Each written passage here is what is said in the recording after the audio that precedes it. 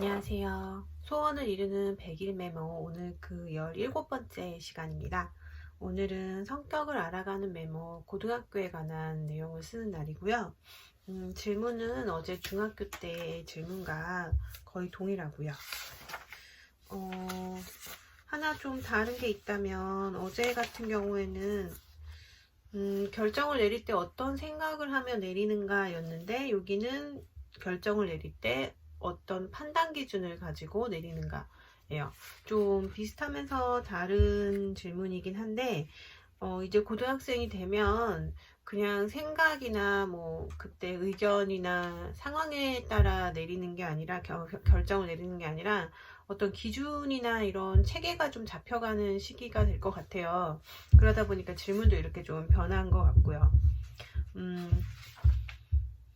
나머지 질문은 거의 동일하기 때문에 오늘도 같이 메모를 작성해 보도록 하겠습니다.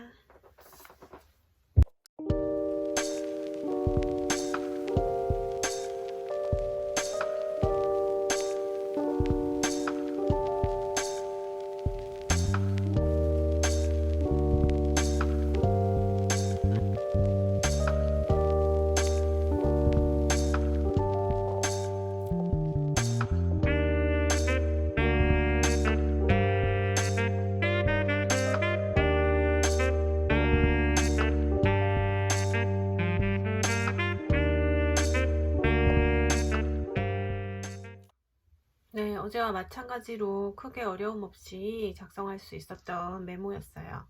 물론 기억이 좀 안 나는 부분도 있고, 기억에 남는 책 속 명언을 물어보는 질문이 있는데, 이건 예전에 일기장에 썼던 것 같은데 그 일기를 찾을 수가 없어서 쓸 수 없는 게 좀 안타깝긴 하네요. 이때는 이제 IMF를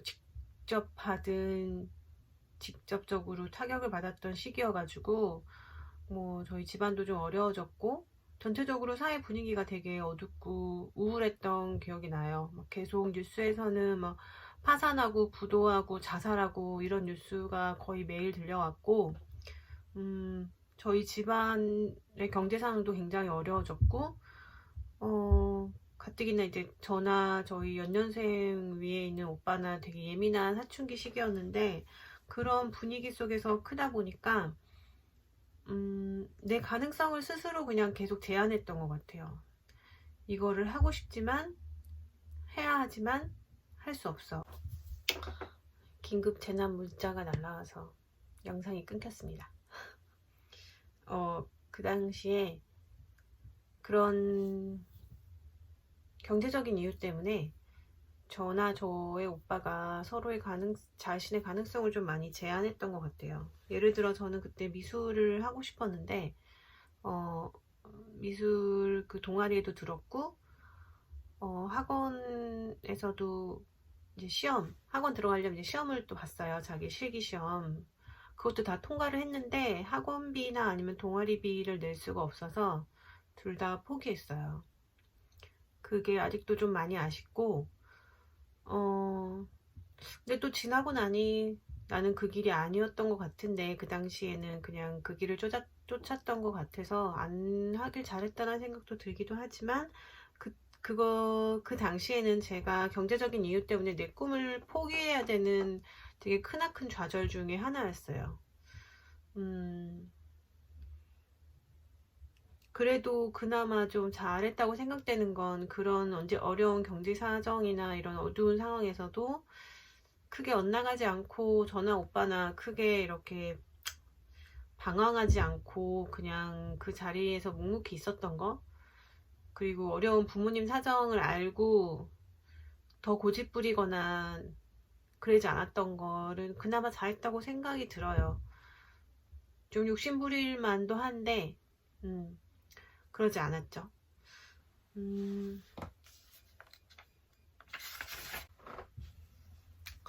긴급 재난 문자가 정말 많이 날라오네요.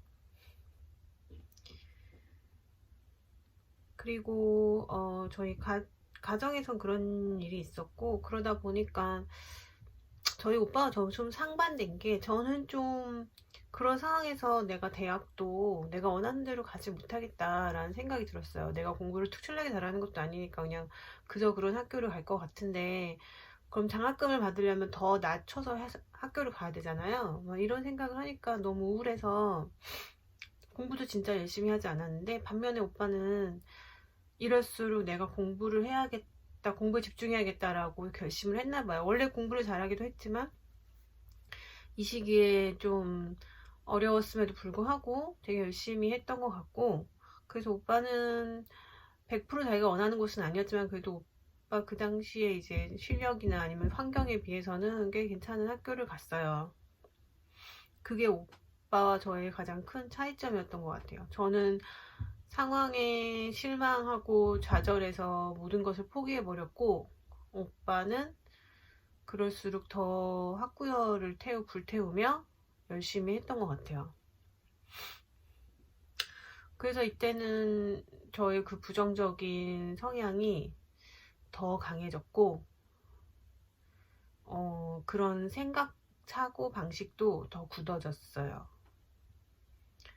그래서 모든 걸 희망적으로 생각하는 것 자체가 되게 무의미하다고 생각했고, 어차피 안 될 텐데, 아니면 어차피 잘 안 될 텐데, 뭐 이런 생각으로 열심히 하지 않았고, 간절히 뭔가를 이렇게 바라면서 투지를 가지고 임하지 않았던 게 가장 후회돼요. 그때는 약간 그렇게 시니컬하고 좀 냉소적인 게 그게 멋있는 줄 알았거든요. 지나고 나니까 좀 어리석게 느껴지긴 하지만 그때 그 마음도 이해는 돼요. 저의 상황이나 이 모든 것이 희망을 갖기에는 조금 어렵지 않았나 싶어요.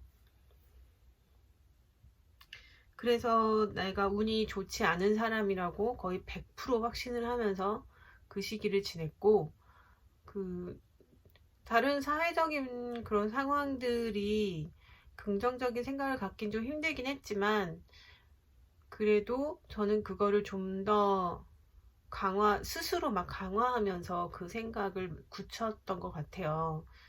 음, 맞아요. 중학교 때보다 오히려 고등학교 때 좀 더 힘들고 어둡고, 나 스스로를 가두고 교우 관계도 많이 맺지 않으면서 책도 많이 안 읽고 그냥 되게 시간을 많이 허비하면서 보냈던 것 같아요. 혼자 우울한 생각하면서.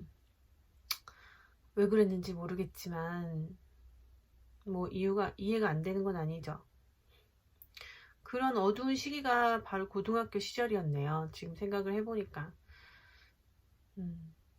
그래서 지금도 가끔 이렇게 우울하고 불안하고 이렇게 좀 감정이 나락으로 떨어질 때가 있는데, 이게 다 그 시기에 좀 강화된 사고 패턴이 아닌가 싶어요. 조금이라도 불안하거나 조금이라도 안 좋은 결과가 올 것이라 예상되면 바로 그런 부정적인 사고 체계로 돌입해 버리는 거죠. 그럼으로써 그런 생각을 함으로써 나에게 뭔가 스스로 보상이 주어진다고 생각을 하기 때문에 뇌에서 그렇게 사고 체계를 바꾼 것 같아요. 그 보상이 어떤 것인지, 그 자극이 어떤 것인지를 좀 파악을 하면 제가 그렇게 사고를 부정적으로 하는 패턴을 좀 바꿀 수 있겠죠? 요새는 그런 것도 좀 많이 공부를 하고 있어요. 내가 이것도 이렇게 메타인지와 관련된 내용인데, 내가 그렇게 생각하는 이유를 좀 객관적으로 멀리서 제3자의 시선에서 바라보는 거죠. 내가 그 입장이었으면 너무 공감이 돼서 제대로 판단이 되지 않는데, 지금 이렇게 메모를 쓰는 것도 약간 메타인지와 관련이 있거든요. 그래서 그냥 머릿속으로만 계속 기억을 회상하면서 그때 그랬지 이렇게 끝나는 게 아니라, 질문에 대한 대답을 적고 그에 대해서 또 사고를 또 그 시기를 또 회상하면서 약간 반성도 하고 좀 깨닫기도 하고, 아 이래서 그랬구나 라는 그런 인과관계를 파악하면서 그렇게 객관적으로 좀 이해를, 물론 감정적으로 이해를 하고 보듬는 것도 굉장히 중요하지만, 이렇게 객관적으로 원인과 결과를 파악하는 것도 논리적으로 이해를 하는데 굉장히 도움이 되거든요. 전혀 논리적이지 않은 상황일 수도 있긴 하겠지만, 어쨌든 인과관계가 있기 마련이고, 그걸 따라서 이제 판단을 하다 보면, 나 자신에 대해서 좀 더 이해도 되고, 용서도 되고, 더 보듬어 줄 수 있는 그런, 근거가 되는 것 같습니다.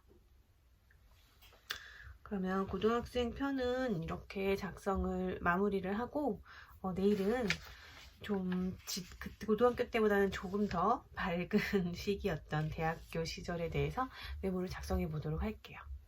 감사합니다.